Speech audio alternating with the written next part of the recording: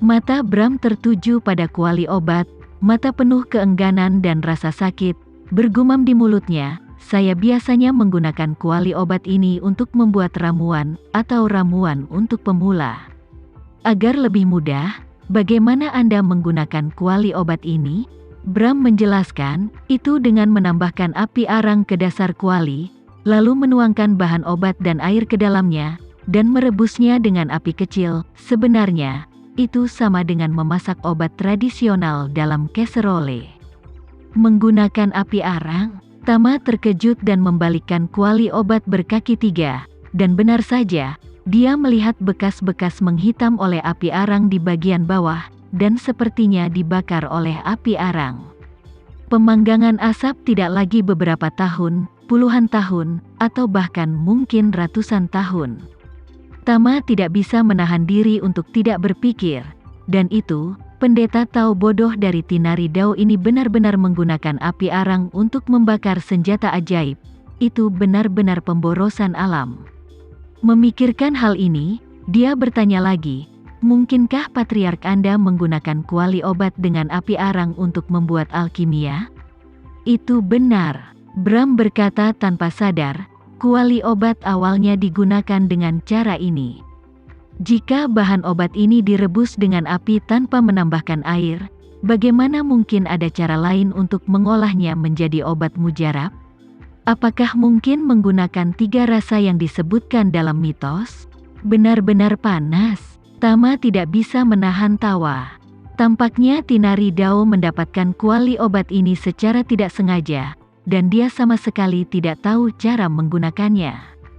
Dari sini juga terlihat bahwa dalam ribuan tahun sejarah Tinari Dao, ada begitu banyak generasi keturunan.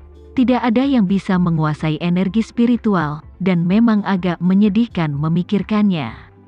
Namun, Tama mau tidak mau bertanya-tanya, karena begitu banyak orang di Tinari Dao tidak mengetahui penggunaan sebenarnya dari kuali obat ini, mengapa mereka menganggap ini sebagai harta karun sekte? Memikirkan hal ini, dia dengan sengaja bertanya kepada Bram, "Apa bedanya tripod obatmu dengan casserole yang digunakan orang biasa untuk memasak obat? Anda bilang itu terlihat bagus, dan tidak terlalu bagus di perunggu. Apakah Anda pikir itu memiliki nilai budaya lain? Bahkan tidak ada modelnya, meski sudah tua, tidak bisa dijual dengan harga tinggi. Kenapa masih diperlakukan sebagai harta karun? Apakah ada rahasia di dalamnya yang tidak diketahui orang luar?" Ini, Bram awalnya tidak mau mengatakannya, karena bagaimanapun, ini adalah rahasia yang tidak diwariskan oleh guru. Tapi dia berubah pikiran dan berpikir, tripodnya hilang, apa misteri sekte guru? Aku mungkin juga memiliki hubungan nyata dengan orang bermarga Renza ini, mungkin aku juga bisa mendapatkan sedikit perlakuan istimewa darinya. Memikirkan hal ini, dia segera berkata, "Tuan Renza, keajaiban kuali obat ini tidak terletak pada masakan obat yang sederhana. Itu terletak pada fakta bahwa Anda mengambil bahan obat yang sama dan jumlah obat yang sama direbus bersama di dalamnya dan bejana lain dan efek obat dari obat yang direbus di dalamnya lebih kuat daripada obat yang direbus di bejana lain."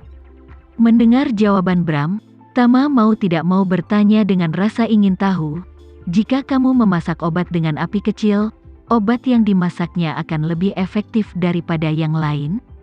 "Iya." Bram mengangguk berulang kali, dan menjelaskan, "Dan efek semacam ini sangat ajaib. Tidak peduli apakah Anda menggunakannya untuk membuat ramuan atau menggunakannya untuk merebus pasta obat untuk membuat obat mujarab, itu bisa membuat obat jadi Anda lebih kuat." Setelah berbicara, Bram berkata lagi, "Bisa dibilang, saya sekarang meresepkan resep. Resep ini dapat memelihara yin dan memelihara yang, dan membuat manusia mendapatkan kembali kejayaannya.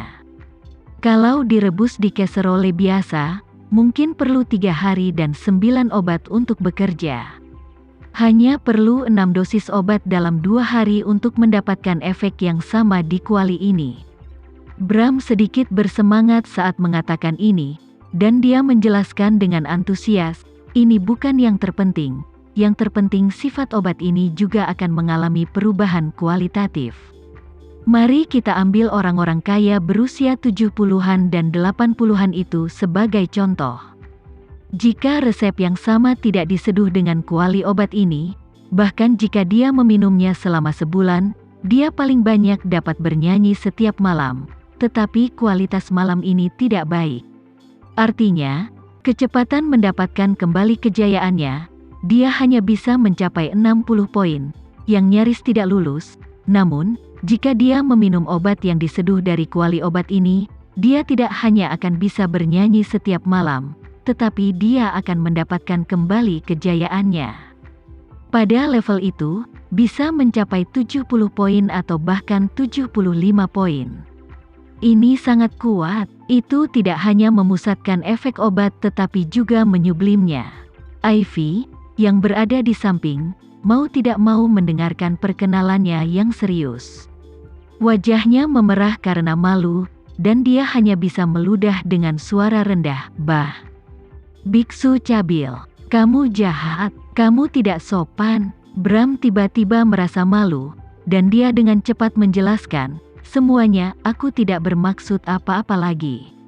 Sekedar untuk membuat analogi." Tama mengenal orang-orang seperti Bram, meskipun dia sangat kuat dan seorang murid tahu, dia sebenarnya sangat duniawi, dan dia hanya ingin menggunakan apa yang telah dia pelajari untuk melayani orang kaya dan berkuasa, seperti yang disebut biksu terkemuka yang ingin berdakwah untuk orang kaya dan terkenal adalah sama. Pada hari kerja, dia harus berhubungan dengan beberapa bangsawan kaya.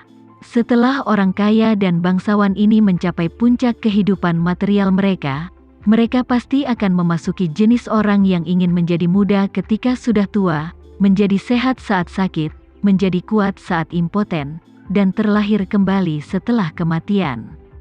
Dan orang seperti Bram adalah seorang ahli yang dapat memenuhi kebutuhannya sampai batas tertentu, jadi dia pasti memiliki sarana dalam hal ini. Namun, Tama tidak peduli dengan hal-hal tersebut. Yang dia pedulikan adalah kuali obat ini bisa diperbaiki dengan memasak obat dengan api kecil. Pasti sihirnya tidak hanya terletak pada formasi internal tetapi juga pada bahan khususnya.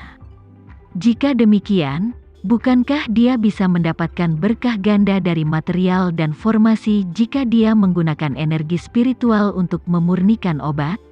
Memikirkan hal ini, Tama menjadi semakin bersemangat. Melihat penampilan Bram yang patuh, dia tidak merasa jijik seperti sebelumnya. Jadi dia bertanya kepadanya, "Ngomong-ngomong, layanan apa yang biasanya kamu berikan untuk orang-orang berkuasa itu?"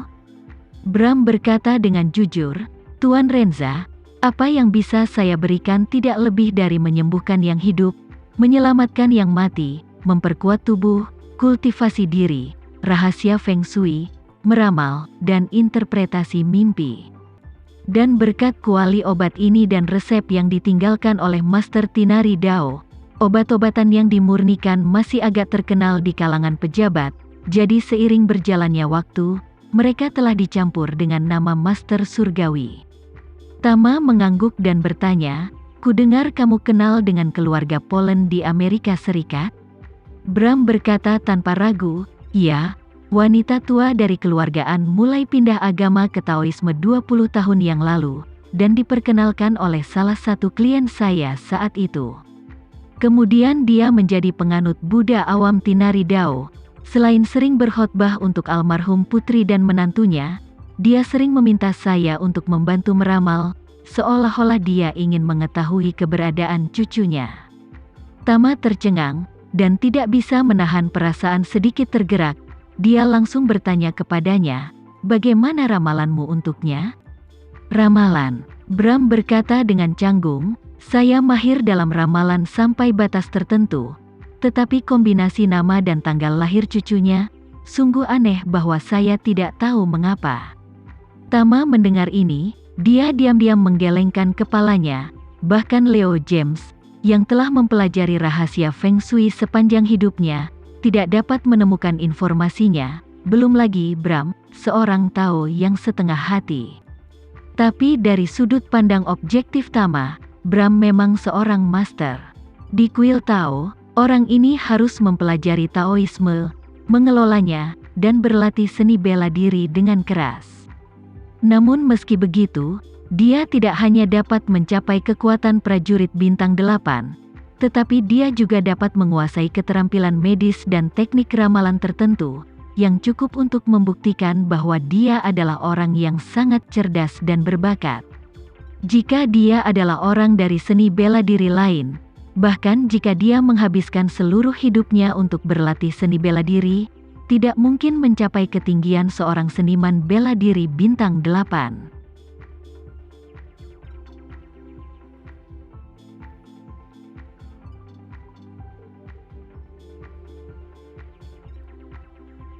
Sekian dulu ya video kali ini, kita lanjutkan lagi videonya di lain waktu.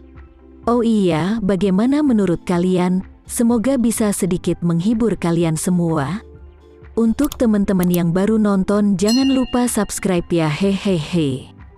Dan kalau teman-teman ada yang ingin gabung langganan, bisa langsung gabung saja untuk dapat fitur yang menarik dan sedikit membantu Mimin. Terima kasih banyak sudah menonton, sampai jumpa lagi, bye bye bye.